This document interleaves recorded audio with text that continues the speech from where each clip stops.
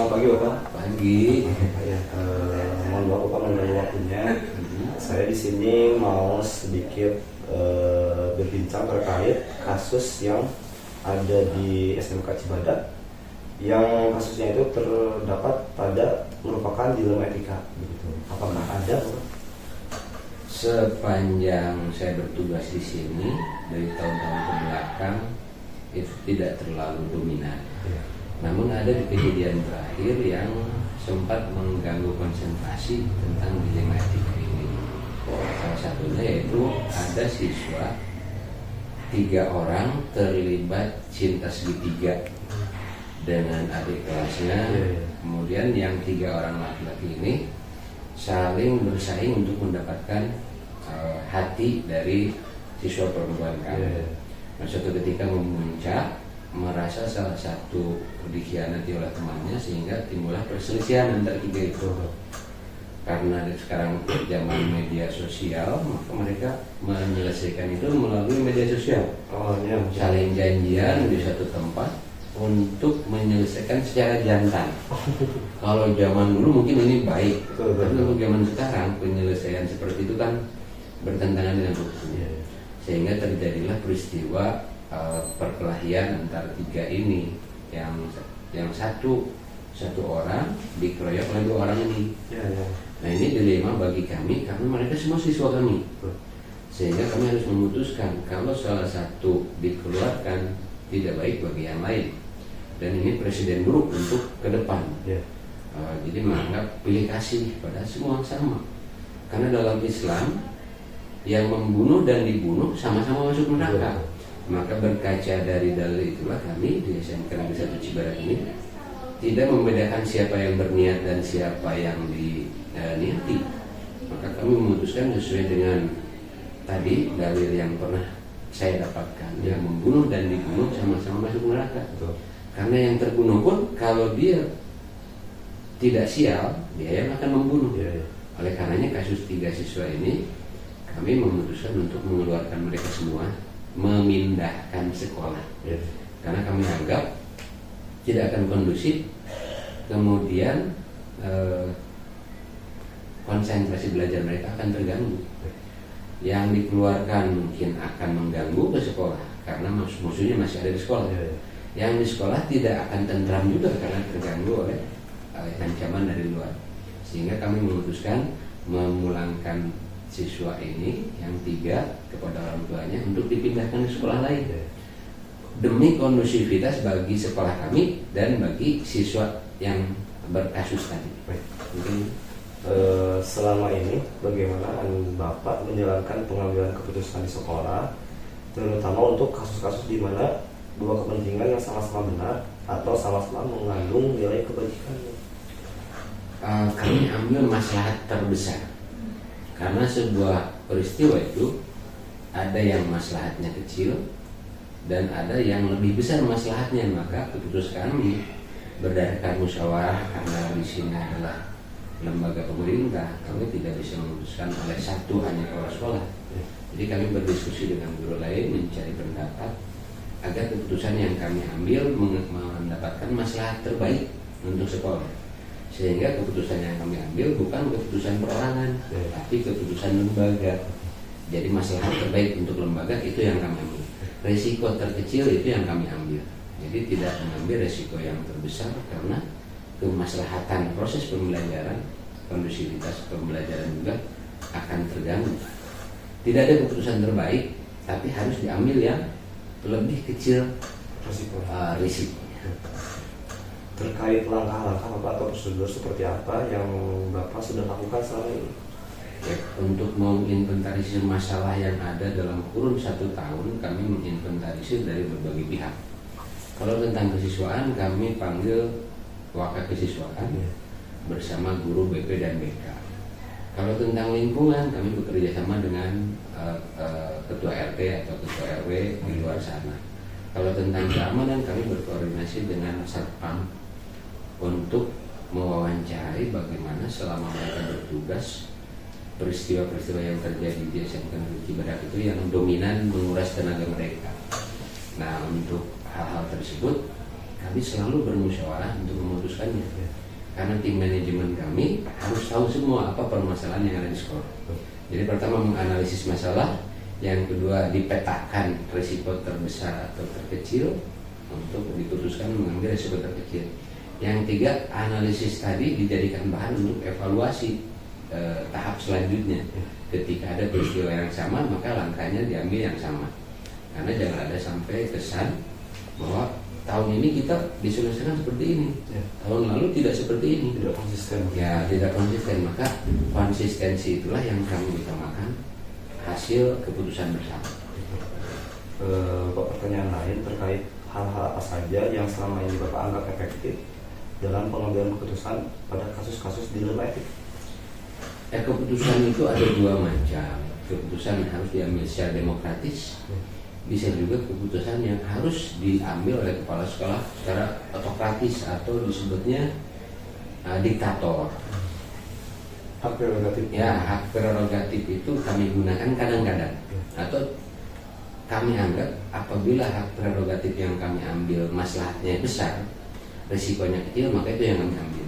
Tapi ketika harus melakukan otokrasi atau otoriter akan menjadikan permasalahan lebih besar, maka kami lebih mengutamakan demokrasi untuk berkumpul bersama mengambil suatu keputusan yang dianggap sebagai hasilnya nanti keputusan bersama. Jadi ada otoriter, ada demokratis. Itu bisa digunakan oleh seorang kepala sekolah berkaitan dengan hak prerogatifnya. Tapi tidak selalu otoriter lebih baik dan tidak selalu juga demokratis lebih baik. Karena penilaian maslahat terbaik itu yang mana. Bapak, pertanyaan selanjutnya, hal-hal apa saja yang selama ini merupakan tantangan dalam pengambilan keputusan pada kasus-kasus dilema etika? Ya, tantangannya ada faktor eksternal, ada faktor internal. Untuk di internal kami selalu menjaga kondusivitas lingkungan belajar. Faktor eksternal kami juga menjaga perasaan orang tua siswa. Ketika ada dilema etika terjadi di sekolah, maka kami memberitahukan kepada orang tua siswa kebaikan yang kami keputusan yang kami ambil agar terbaik bagi dua pihak, baik untuk sekolah, baik juga untuk masyarakat. Tapi ketika ada masyarakat yang memaksa, maka kami tawarkan, kalau Bapak memaksa anak Bapak harus sekolah di tempat ini, padahal mungkin pada saat mereka daftar ke sini tidak sesuai dengan keinginannya, dan itu ditemukan ketika kami telusuri kenapa anak ini nakal dan selalu membuat masalah. Ternyata saat ditanya, keinginan masuk sekolah ini adalah keinginan orang tua, sedangkan passion dia sendiri adalah ke jurusan yang tidak ada di sekolah ini. Maka kami putuskan maslahat untuk siswa, maslahat juga untuk kami. Resiko terkecil kami ambil, meskipun harus mengorbankan keinginan orang tua, tapi kita harus lebih mengutamakan masa depan anak. Betul. Karena kalau dipaksakan di sekolah ini, anak tersebut tidak akan berkembang sesuai dengan passionnya, dan pemberontakan akan terjadi terus. Masalahnya akan datang dan menyalahkan orang tua. Seperti itu. Baik, Bapak, pertanyaan selanjutnya, apakah Bapak memiliki sebuah tata kelola gitu, atau jadwal tertentu dalam sebuah penyelesaian kasus dilema etika? Apakah Bapak langsung menyelesaikannya di tempat, atau mungkin Bapak memiliki sebuah jadwal untuk menyelesaikannya? Terutama mungkin prosedur seperti apa yang dilakukan oleh Bapak gitu. Dilema etika ini kan tidak ada dalam kalender. Dilema etika itu mungkin terjadi mendadak, maka tidak ada jadwal untuk penyelesaian dilema etika. Tapi kami memprediksi bahwa dalam 1 tahun mungkin ada kejadian dilema etika. Nah, pada saat kejadian mendadak, karena tidak, tadi seperti saya sebutkan, tidak terjadwal untuk dilema etika ini, tapi selalu ada.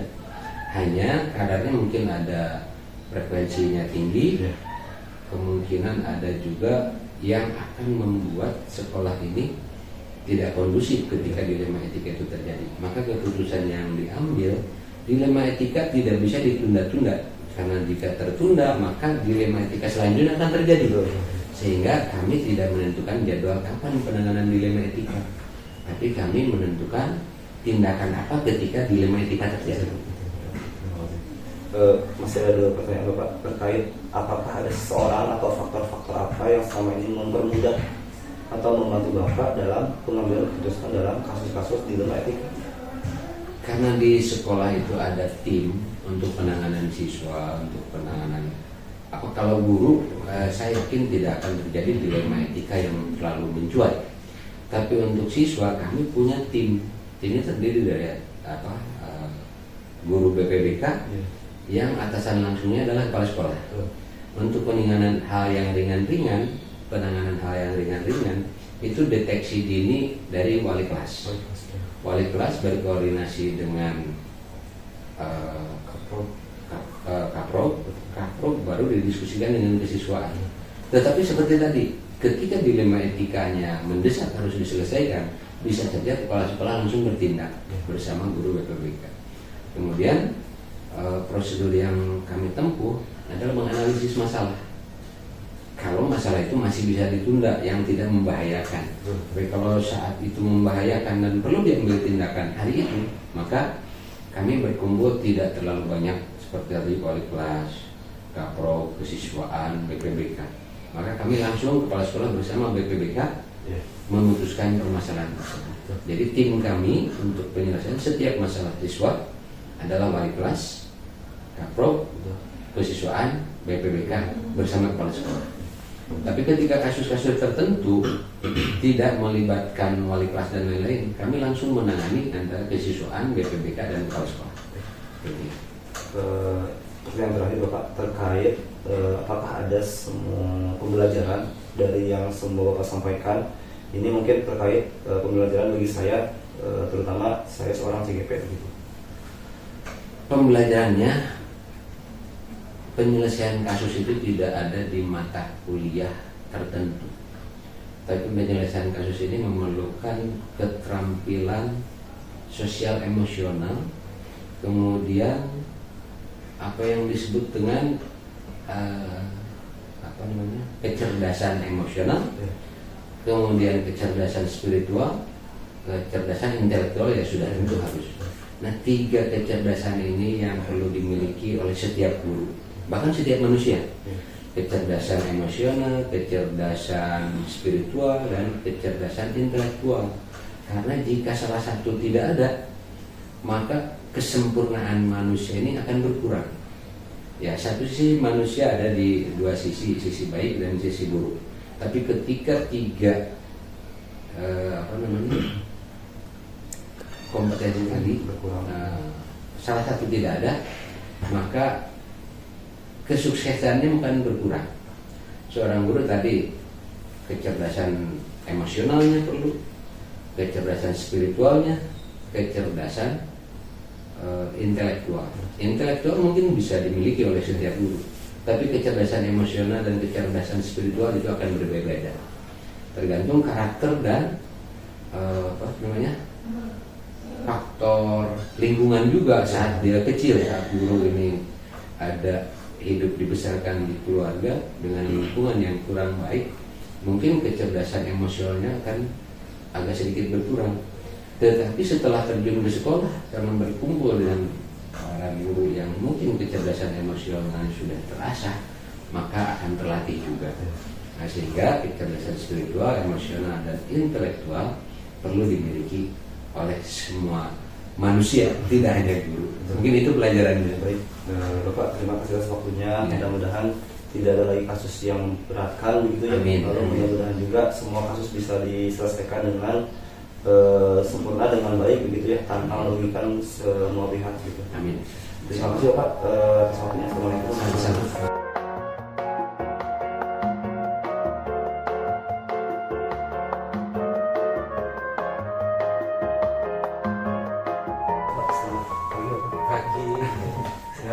Alhamdulillah. Bapak mohon maaf mengganggu waktunya sebentar.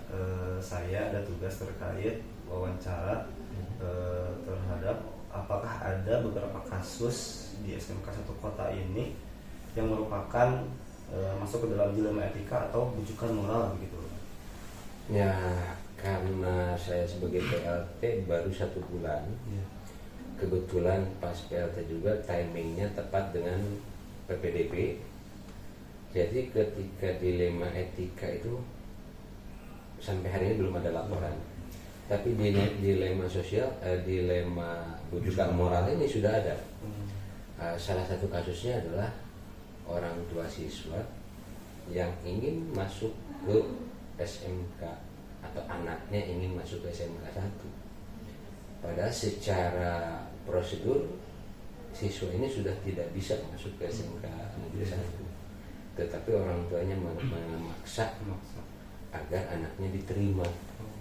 Nah, bagi kami peraturan yang kami jalankan, Juknis PPDB yang dari provinsi itu sudah jelas prosedurnya seperti apa.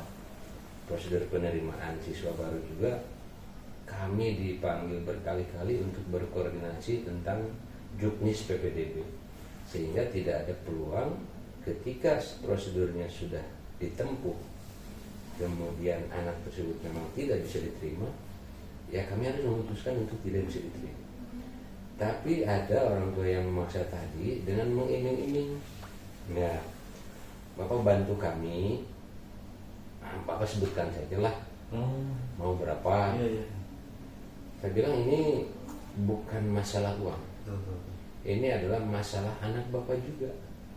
Ketika anak Bapak dipaksakan masuk ke sekolah kami dengan persyaratan yang tidak sesuai, kalau dari prestasinya minim, kemudian nilai rapotnya juga di bawah rata-rata, sementara yang sudah terseleksi adalah nilai rapotnya bagus-bagus, maka ketika anak ibu atau bapak menjadi siswa kami, dia akan tersisih dan dia akan merasa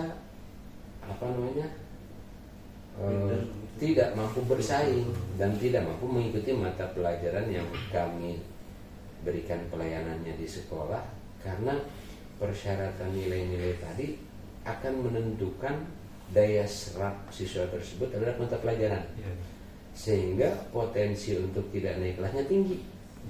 Karena kami bergerak di bidang pendidikan dominan teknologi, maka nilai raport yang menunjukkan intelektualitas atau IQ-nya lebih tinggi itu kami prioritaskan agar siswa kami saat mengikuti mata pelajaran tidak bermasalah.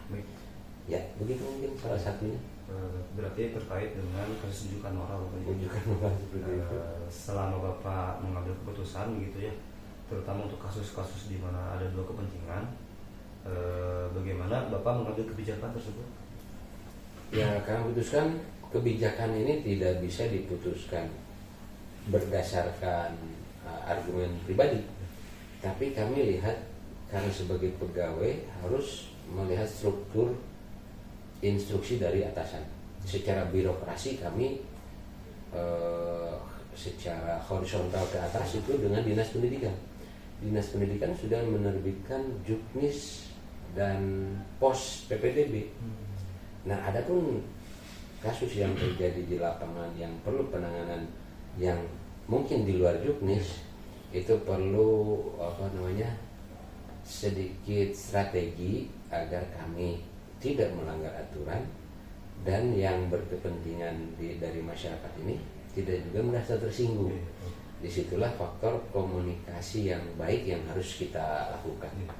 Komunikasi yang tidak menyakiti hati pihak eksternal, tapi menyelamatkan pihak internal sekolah. Seperti itu. Bapak terkait langkah-langkah atau prosedur yang Bapak ambil itu seperti apa? Ya, kami dengan pemaksaan seperti itu kami sampaikan petunjuk teknis atau Juknis yang kami peroleh dari Dinas Pendidikan. Kami musyawarahkan atau istilahnya kami bicarakan bareng-bareng, pasal jumlah kuota maka nilainya harus sekian. Sementara orang siswa ini jauh di bawah itu, maka kami tidak bisa memberikan harapan kepada mereka untuk dapat diterima. Kami saklek saja bahwa nilainya passing grade-nya seperti ini. Ketika kami terima siswa atau anak ibu, kami akan mendapat tekanan dari luar. Plus anak ibu pun nanti akan mendapat tekanan dari teman-temannya atau dari tetangganya ketika masuk ke sekolah kami dengan cara yang tidak sesuai dengan prosedur. Jadi kami musyawarahkan bersama Juknisnya agar si yang memaksa ini paham bahwa kami tidak menerima, karena bukan berarti tidak memberikan kesempatan untuk sekolah, tapi kuota terbatas, passing grade-nya di bawah, seperti itu. Lalu Bapak terkait keefektivitasan keputusan Bapak, apakah ada yang selama ini yang Bapak anggap sebagai keputusan ini sudah efektif begitu? Ketika yang datang ke sekolah taraf pendidikannya tinggi, itu bisa mengerti. Tapi ada juga orang yang punya kepentingan, bukan orang tua langsung, tapi orang yang dititipi oleh orang tua untuk mendaftar. Mungkin dia sudah mendapatkan salary atau mendapatkan uang jasa dari orang tua, karena malu kepada orang tua yang menitipkannya, sebagai bentuk rasa pertanggungjawaban dia harus menggolkan apa yang dia inginkan. Tetapi ternyata intelektualitas itu harus sebanding juga dengan tadi kecerdasan emosional, kecerdasan spiritual juga. Nah, secara spiritual berarti orang ini sudah mengabaikan antara halal dan haram, hak dan batil, kalau tetap memaksakan seperti itu. Nah, kami di sekolah sebagai ujung tombak dari Dinas Pendidikan harus memegang teguh aturan, dengan meminimalisir resiko. Nah, risiko tadi dengan orang yang memaksa itu nanti setelah selesai PPDB pun setiap sekolah yang dianggap bertentangan dengan mereka atau tidak sesuai dengan keinginan mereka akan dicari kesalahan-kesalahan lain. Berlanjut. Tetapi untuk sementara strategi kami yang kami lakukan tadi, Juknis dan pos PPDB tetap kami musyawarahkan bersama. Kami kemukakan juga ini akibatnya bagi kami, dan bukannya bagi kami, berakibat juga untuk anaknya. Kalau anaknya nanti sudah masuk dengan cara seperti ini, maka dia akan jadi objek bully. Meskipun tidak ketahuan di hadapan guru dan mungkin di sekolah bisa ditanggulangi, tapi di luar sekolah anak ini akan merasa tertekan. Artinya egoisme dari seseorang akan berakibat kepada orang yang ditanggungnya atau yang menjadi kepentingan dia.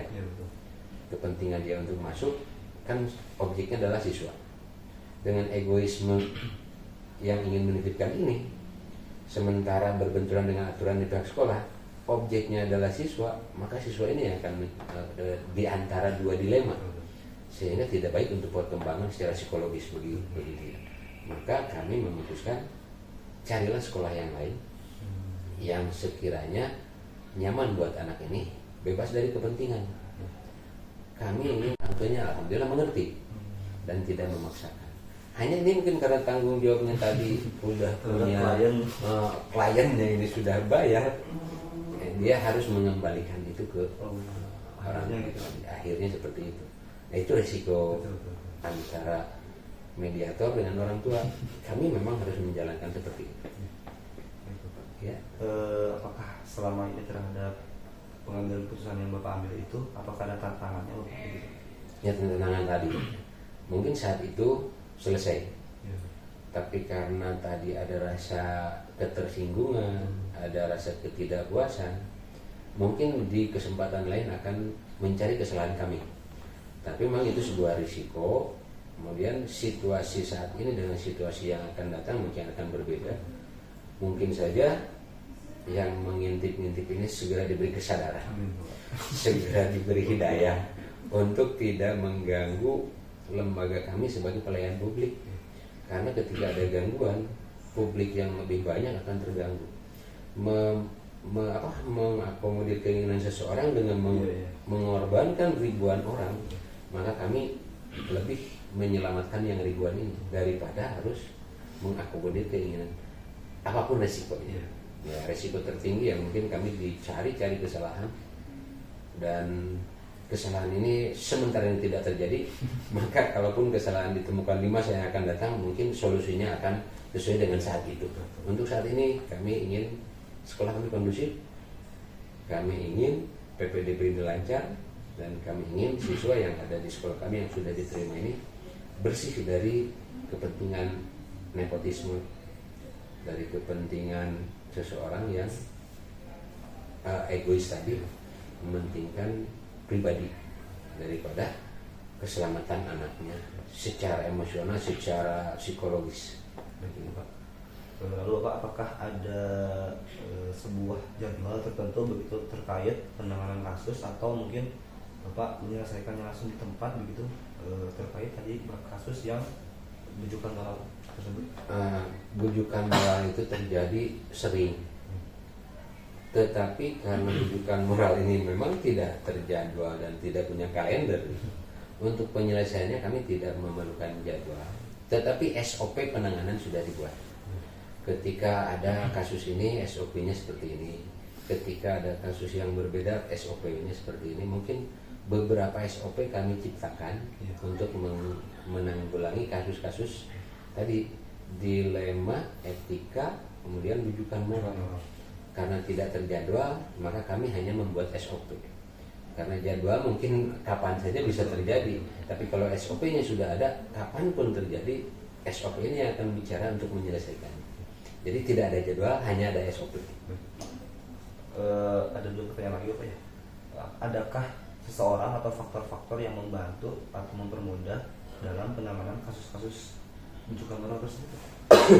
Ya Kak, sebagai satu lembaga, sekolah kami atau SMK ini terdiri dari beberapa wakil kepala sekolah, beberapa ketua program keahlian, dan banyak wali kelas, ditambah dengan guru BPBK.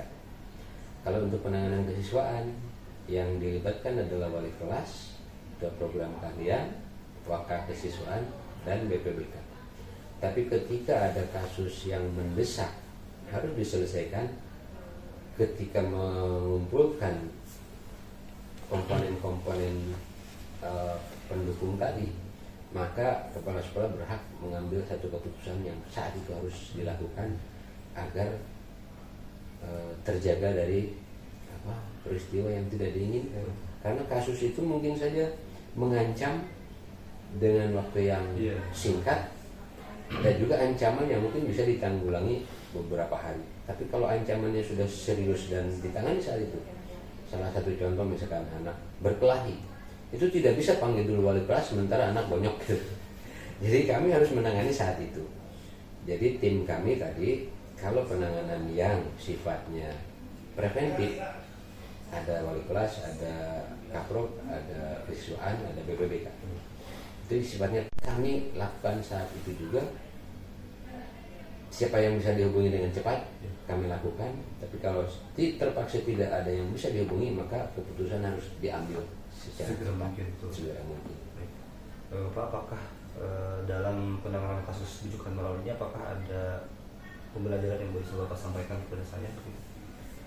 Ya, untuk bujukan moral ini penanggulangannya tidak dengan otot, tapi hati nurani. Hati nurani kita sebagai orang yang punya keyakinan dan memegang teguh agama, bujukan moral ini bisa kita singkirkan atau kita antisipasi dengan keyakinan kita, pertanggungjawabkan sebagai makhluk hidup yang punya pencipta. Karena suatu saat kita akan ditagih amal kita di dunia, perilaku baik akan mendapat pahala, perilaku buruk akan mendapat siksa. Itu yang akan menjadikan kita punya daya tangkal terhadap bujukan moral. Mungkin itu perkuat spiritual quotient atau kecerdasan spiritual agar bujukan moral ini bisa ditangkal. Itu saja mungkin pelajaran. Bagus banget Bapak. Terima kasih Bapak atas wawancaranya. Mohon maaf sekali lagi saya ucapkan atas mengganggu waktunya. Terima kasih Bapak. Sama-sama. Izin. Assalamualaikum. Waalaikumsalam.